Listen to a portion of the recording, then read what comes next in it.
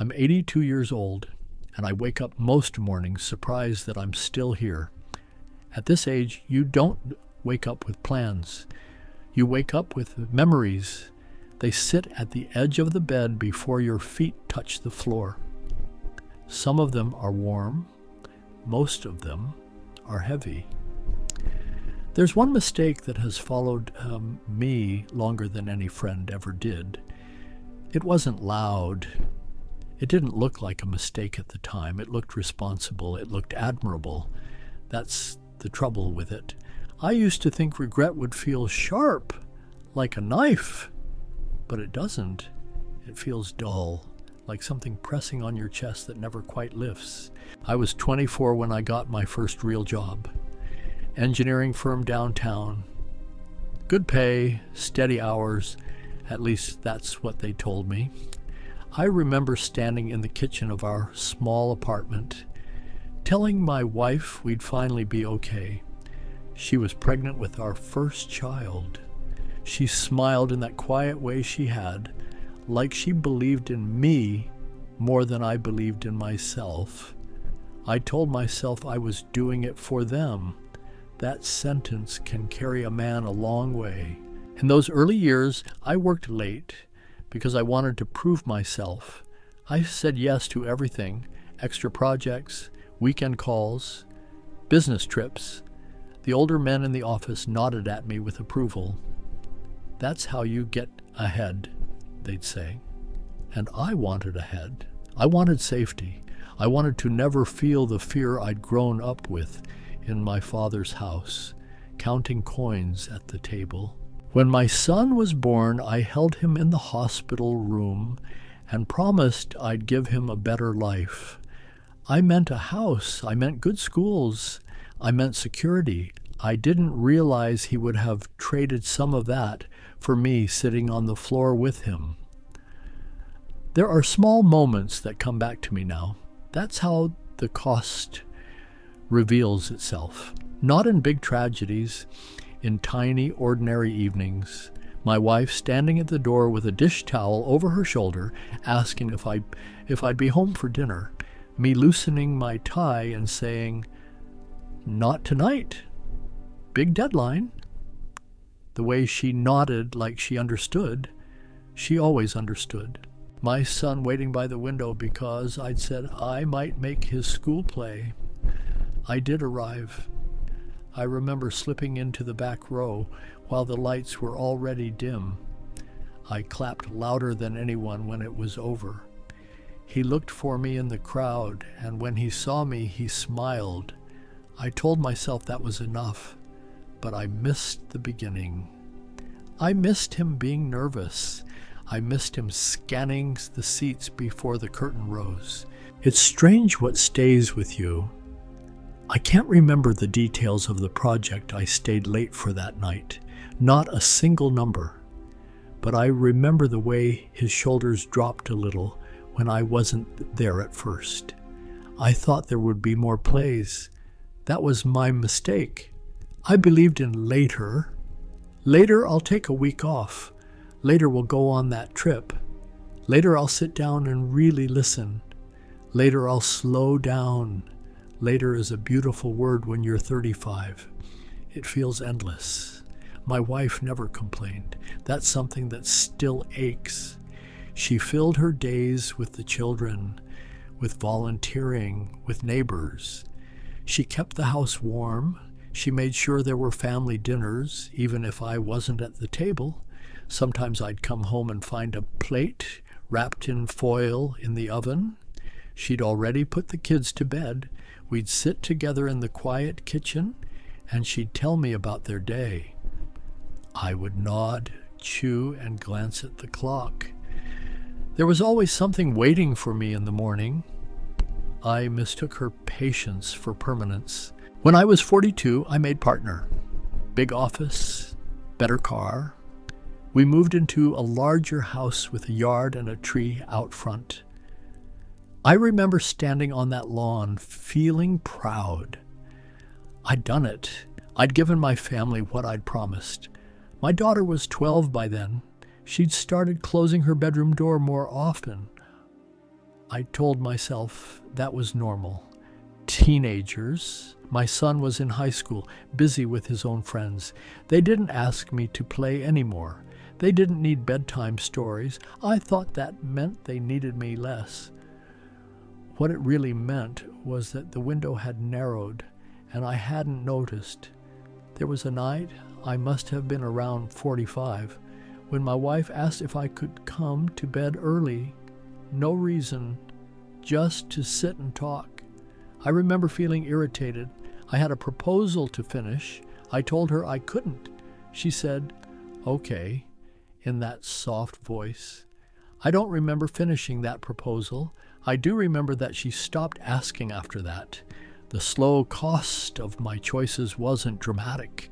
It was erosion, a missed dinner here, a shortened conversation there, a hand not held because I was too tired, a story half heard. You don't see erosion happening day by day, but one morning you wake up and realize the landscape has changed. The turning point came when I was 58. My wife had been feeling tired for months. We both blamed it on age, on stress, on anything ordinary. The diagnosis came on a Tuesday afternoon in a beige room that smelled like disinfectant, cancer, advanced. I remember staring at the doctor's mouth moving, but I couldn't hear the words properly. I'd spent my life in conference rooms solving problems. This one had no solution. In the months that followed, I canceled meetings for the first time in decades. I sat beside her hospital bed and held her hand. I told her we'd travel when she got better. I told her we'd sit on beaches and do nothing at all. I told her all the laters I'd stored up. She listened. She squeezed my fingers. She didn't correct me. One night, when the machines were humming softly and the room was dark except for a thin line of light from the hallway, she said, "You work so hard." I said, "For us." She smiled. Not accusing, not bitter, just tired. "I know," she said. That was all. She died 3 weeks later. The house felt enormous after that. Every room echoed. I'd achieved the silence I never knew I was building toward. At her funeral, people told me what a good provider I'd been, what a dedicated man. I nodded. I shook hands. I felt like an actor in a play I hadn't auditioned for. When everyone left, I walked into our bedroom and saw her side of the bed, untouched. That was when the clarity came, not like lightning, more like fog lifting. I had given her security. I had given her comfort. I had not given her enough of myself, and now there was no later. My children were grown by then. They had their own lives in different cities. They call, they visit when they can. They are kind to me, but there's a distance that comes from years of habit. I wasn't there in the small daily ways, and so now they aren't either. It's no one's fault. It's just the shape things took. I sit at the kitchen table most evenings with a cup of tea, the same table where she once stood with a dish towel over her shoulder. Sometimes I imagine I hear her footsteps. Memory can be cruel like that. I think about the man I was in my 30s and 40s. He believed he was doing the right thing. He believed love was measured in square footage and tuition payments. He thought presents could be postponed. He wasn't evil. He wasn't careless. He was just certain there would be more time. That's the part I want you to understand. You can fail at many things and recover. You can lose money and earn it back. You can change careers. You can move cities. But you cannot return to a Tuesday night in 1987 and sit at the dinner table instead of the office. Those moments don't announce their importance. They look ordinary. That's why they're easy to trade away. Sometimes I take out old photo albums. There's one picture of us at a park. The kids are small. My wife is looking at me, not at the camera. I'm looking off to the side, distracted by something outside the frame. I don't remember what it was. Probably nothing important. I wish I had been looking at her. In old age, the world shrinks. Friends pass away. Driving becomes harder. Nights are longer. What you're left with are your choices and the people who still want to sit beside you. I have enough money, more than enough for one old man. It doesn't keep the bed warm. It doesn't answer back when I speak into the quiet. If I could sit across from my younger self, I wouldn't yell at him. I wouldn't shame him. I would just ask him a question. Who are you doing this for, really? And when he says, for them, I would tell him to go home early once in a while, to leave the proposal unfinished, to sit on the floor and let the kids climb on his back, to lie in bed and talk about nothing at all, not because work is bad, not because ambition is wrong, but because the people you love are not permanent fixtures in your life. They are passing through it, just as you are passing through theirs. Please don't repeat my mistake. Don't assume there will be a better time to show up. The better time is usually inconvenient. It interrupts your plans. It asks you to choose. I used to believe love was proven by sacrifice. I see now that sometimes the greater sacrifice is giving up the praise of the world to be present in a quiet room. I don't have many years left. I can feel that in my bones. I'm not afraid of dying. I'm afraid of the moments I didn't live while I was busy preparing to live. There's gratitude in me too.